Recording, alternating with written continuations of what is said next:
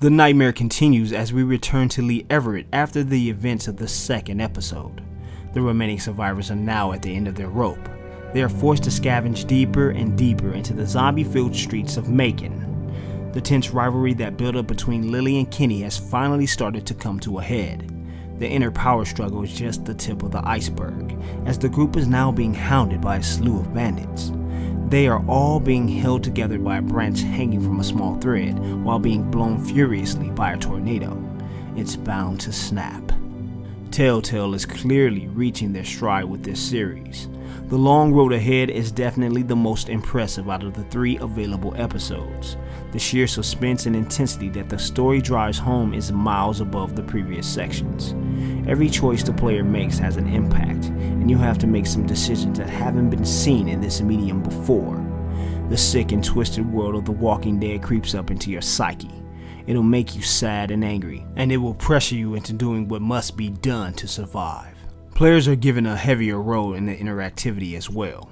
There are tons of puzzles compared to any other episode of the Walking Dead series, so it no longer feels like the player is doing a short 2-minute puzzle to get into the next story piece.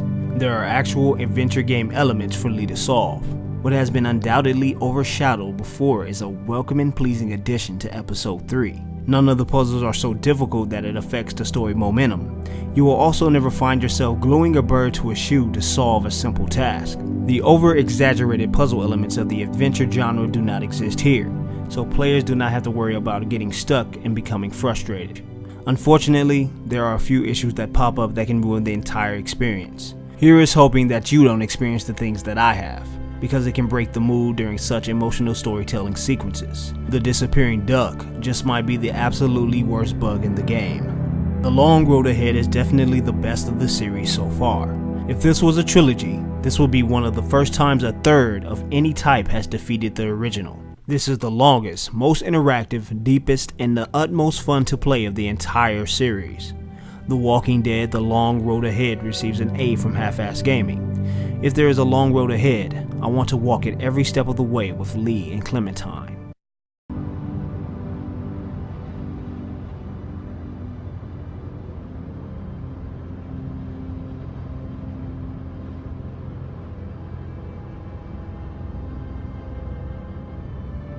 I'm glad I have you. Me too.